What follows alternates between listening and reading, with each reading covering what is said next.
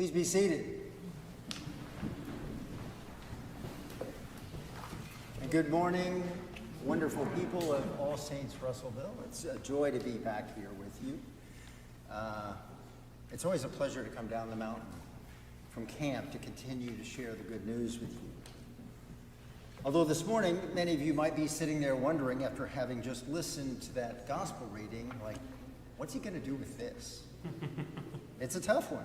It's probably one of the most challenging gospel readings we encounter in all of this year. It's called the parable of the dishonest steward, or the dishonest manager. This morning, Dr. Lombardo called it the sneaky steward, which I think I'm going to borrow for the future. So it's really a doozy of a story. A wealthy man has a manager who, he's told, hasn't been managing, and as a result is soon to be let go. And this creates a panic in that manager. He's too soft to work with his hands and too proud to beg. So he crafts a scheme. He'll cheat the employer out of even more money by artificially reducing the debts others owe him, and in so doing earn their goodwill, so they'll give him a soft landing on the other side. The rich man, instead of being even more furious, commends him for his shrewdness. And then, stepping out of the parable, Jesus appears to also applaud this dishonest steward. He says in verse 9, "And I tell you, make friends for yourselves by means of dishonest wealth, so that when it is gone, they may welcome you into the eternal homes." Okay. And I'll be honest, it was enough to drive me to think about focusing on one of the other of this morning's readings, like Amos, for example, or 1 Timothy. Even the psalm looked appealing.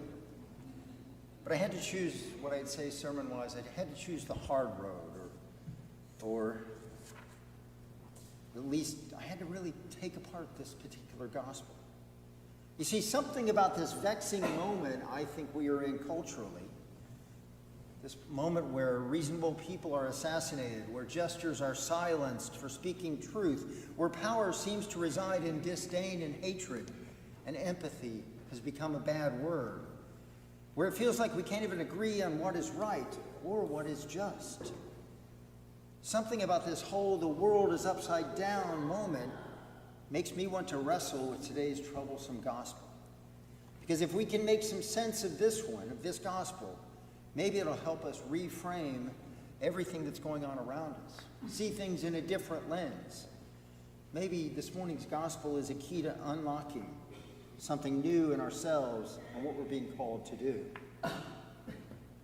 Now, nowhere else in Jesus' talks do we find him spending quite so much time on such an ethically challenged character like the dishonest steward.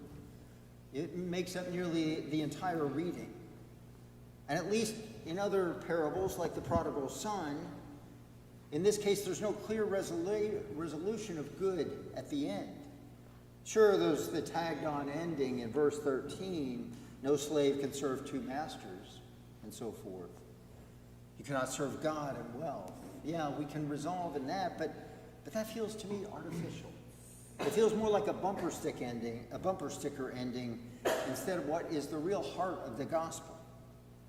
So focusing on that too feels like a cop-out. And then the various commentaries on the gospel I read were of little help. They seem to try to bend over backwards, trying to make the dishonest steward seem like, well, a pretty good guy, despite the evidence to the contrary. Or in other cases, they time traveled to apparently witness Jesus' telling of this story, claiming that he was being ironic. Now, and so we're missing out on the real telling of the story because we don't have Jesus' witty delivery or his wink of the eye when he says good things about the dishonest steward. See, what they're trying to say, it seems like, is, you had to be there. And again, I found that just not fulfilling. One even made the far-fetched claim, it seemed to me, that Jesus was actually delivering a treatise on the ethics of the temple and the imperial economy of the time, where the little guy is always being squeezed by the rich. So why wouldn't one of the little guys resort to dishonest means to eke out an existence? The steward was actually doing his boss a favor by stealing from him, kind of like a first century Robin Hood. Who knew the Son of God had such a deft handle on Roman imperial microeconomics? Now, none of this satisfied me, anyway. And I get it. It's a tough gospel. And who's to say that I can do anything better? But something about these interpretations struck me as inauthentic, as somehow missing the whole point of the story. And I kept coming back to this distinction that Jesus makes smack in the middle of the story. In verse 8, the second part, he says, "For the children of this age are more shrewd in dealing with their own generation than are the children of light." The children of this age and the children of light. So we somehow have a children of this age, the rich man, the dishonest steward, even the Pharisees that are mentioned immediately after this particular reading. In verse 13, it says, "The Pharisees, who were lovers of money, heard all these things, and they ridiculed him." And then we have the children of light, presumably the disciples who are listening, as we're told at the beginning of the reading, who are listening to Jesus speak, and also presumably us.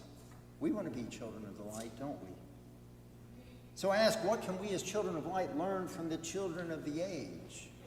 What are we supposed to take from them, from this dishonest steward and his ilk? Let's see. He does do some pretty remarkable things in the face of crisis. He recognizes the problem and he acts quickly, immediately. He does his job, steward money, remarkably well. While not enriching his master, he's certainly finding his way out of a tough situation. He's being shrewd. He keeps his eye on the big picture, which is self-preservation in his case. And he doesn't do this alone. And this is where I think his true brilliance shines. He uses his stewardship of money to create relationships. You see, because he has given a soft spot in the heart of the debtors that he will now be able to rely upon.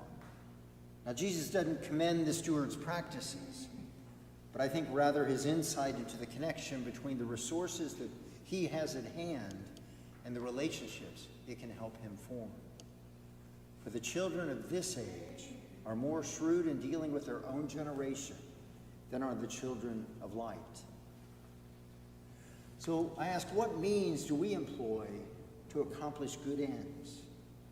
What are our motivations behind the relationships we create? How do we look at those and really all our wealth and all our economic practices as a central piece of the kingdom of God and not some secular, divided place? How do we make Sunday match up with Monday through Friday? Because if we try to separate them, to be a child of the light and also a participant in the broader economy, then aren't we too trying to serve two masters, God and wealth? Now, I won't pretend to understand Jesus' true intent of these words. As I've noted, some others I think have fallen into that trap. But I wonder if he's lifting up the dishonest steward as a kind of anti-hero. An example of someone who keeps his eye on the prize at all costs, and by doing this is encouraging us to realize what I would say is the muscularity, the strength of our own beliefs, of being a child of the light. Jesus may not condone the ethics, but he may appreciate the approach. And how might we be as shrewd as the steward to use our resources to build relationships? How do we do it from a position of strength? A strength grounded in love and not out of pity or even empathy. We do it because it's what our faith makes us do. We can choose no other. And here's a secret. I believe you wonderful people of All Saints Russellville, I believe you already have an excellent example in your midst of this kind of work. A bright, shining reminder of what it looks like when you see the big picture and you steward, you manage your resources, your wealth of people, of money, of resourcefulness, of grant writing, etc., into a remarkable act of love, a remarkable act of relationship building at many levels. And I'm talking about the miracle of the neighbor's table. That miracle you pull off each and every week for over a decade now.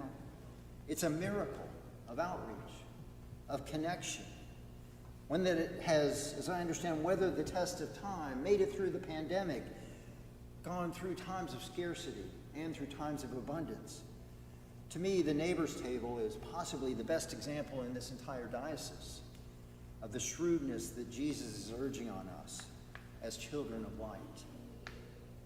And think about it. What other shrewd examples of connection are alive in this remarkable place in All Saints Russellville? What others still need to be created to create connection, to create relationship? Now, I mentioned earlier the strangeness of this particular cultural moment, where up seems down and down seems up to many of us. And I think Jesus' lessons this morning can guide us in navigating that as well, this cultural moment. It's all about the frame that we use. And this week I had the chance to listen to a podcast where Ezra Klein interviewed for nearly 2 hours the renowned conservative writer and occasional flamethrower Ben Shapiro. It was a remarkably cordial and thought-provoking exchange between two folks on extreme ends of the political spectrum. In it, Shapiro introduced the idea of what he calls a politics of envy and resentment. Basically, it's a way of seeing systems in our country and in the world with the view that they are inherently bad and need to be taken down. He opposes this with a view that suggests there's a lot of good there, good to be retained, lifted up, and celebrated. Now, I don't claim to agree with Ben Shapiro about much, but I appreciated his thoughtfulness, and his framing made me think. Now, interestingly, he's a devout Orthodox Jew and has an interesting view of Christianity as a result. He seems to see the teachings of Jesus, or at least the way it's been practiced, as an example of politics of resentment and envy. He takes the Sermon on the Mount, for example, and where we say things like that, or we read things, blessed are the weak, the outcast, etc., and suggests that the underlying motive is they're driven by resentment, and that the blessing is an indictment on the powers that seem to be. It's almost like Shapiro is equating Jesus' blessing with an inherent desire to just chuck it all out. That Jesus' primary mission was to overturn established institutions and hierarchies, and not something that was really much, much bigger. Now, as I recall, and what I would say to him is, Jesus spent a very short time of his ministry turning over tables and tilting at establishment windmills. The vast majority of his time, Jesus' time on earth, it seems, was spent building relationships with outcasts, with outsiders, and also with Pharisees and tax collectors and scribes. What if Jesus is speaking from a position of strength, of power, and not resentment or envy like Shapiro claims? See, Jesus sees the empty power of Rome's empire, the empty power of our current oligarchy, and sees through it, sees through all of them for the empty suits that they are. Throughout the Gospels, Jesus keeps urging us to see this power, to make it our power, to put our power to use.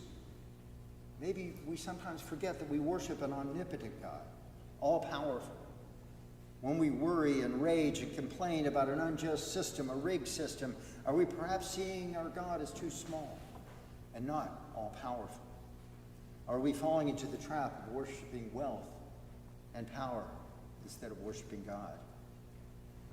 Ours is a muscular, a powerful faith, faith that moves mountains. And this morning, in a strange way, I'm urging us to be like the dishonest steward, to see the big picture, that what we see is an illusion and the real power lies with God, to be shrewd about our resources, the way you are with the neighbor's table, and put them to the greatest good possible, building relationships. That I think is how we go out and be children of light. Amen.